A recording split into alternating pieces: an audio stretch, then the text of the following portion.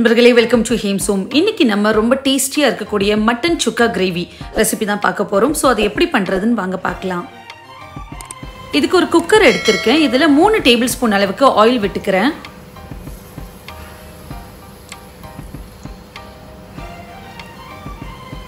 Oil heat ஆனதும் இதோட 1/4 teaspoon சீரகம் சேர்த்துக்கிறேன்.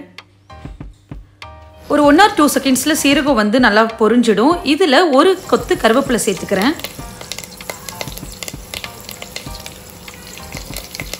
கருவேப்பிலை நல்லா பொரிஞ்சதுக்கு அப்புறம் இதோட 1 கப் அளவுக்கு குட்டி குட்டியா பொடியா நறுக்கி வச்சு சின்ன வெங்காயம் சேர்த்துக்கிறேன்.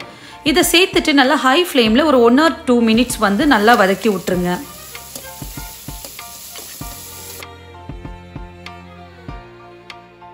வெங்காயம் நல்லா வதங்கினதும் ஒரு சின்ன தக்காளி வந்து கட் பண்ணி போட்டிருக்கேன். அதையும் நல்லா வதக்கி விட்டுறலாம்.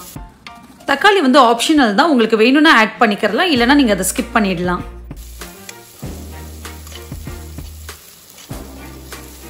இப்போ தக்காளி நம்மளுக்கு நல்லா வதங்கிடுச்சு. இதோட 2 டேபிள் ஸ்பூன் இஞ்சி பூண்டு விழுது சேர்த்துக்கிறேன்.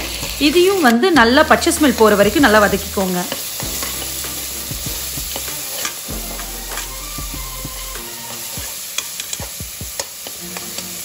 இப்போ நான் மட்டன் பீசஸ் ஆட் பண்ணிக்கிறேன். 1 கிலோ மட்டன் இன்னைக்கு நான் ஆட் பண்ணியிருக்கேன்.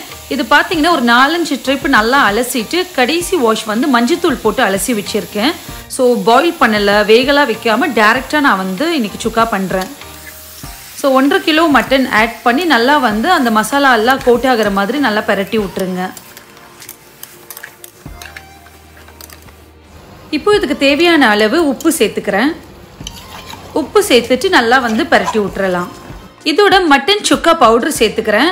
1 கிலோ மட்டனுக்கு 50 கிராம் பேக்கெட் வந்து நான் ஃபுல் பேக்கெட் போட்டிருக்கேன். இதுக்கு பதிலாக நீங்கள் சீரகம், சோம்பு, பட்டை, கிராம்பு, ஜாதிப்பூ, கொஞ்சம் பெப்பர் இதெல்லாம் 1/4 டீஸ்பூன் வர்ற மாதிரி வறுத்து அரைச்சு பவுடர் பண்ணி கூட யூஸ் பண்ணிக்கலாம். காரத்துக்கு ஏத்தாப்புல ரெட் சில்லியும் சேர்த்து வறுத்து அரைச்சிக்கோங்க. இது பேக்கெட் பவுடர் விரும்பாதவங்க இப்படி பண்ணிக்கலாம். இந்த சுக்கா பார்த்தீங்கன்னா என் அத்தையோடைய ஸ்பெஷல் ரெசிபின்னு சொல்லலாம். அவங்க எல்லாமே சூப்பராக சமைப்பாங்க. அதில் மட்டன் வெரைட்டிஸ் பார்த்தீங்கன்னா அட்டகாசமாக பண்ணுவாங்க. ஸோ அவங்களோட ரெசிபி தான் இன்னைக்கு உங்களுக்கு நான் ஷேர் பண்ணியிருக்கேன். அந்த மசாலா பவுடர் நல்லா வந்து மிக்ஸ் ஆனதும் இதோட 2 டேபிள் ஸ்பூன் ஆயில் விட்டுக்கிறேன். ஆயில் சேர்த்துட்டு நல்லா வந்து கிளறி விட்டுருங்க.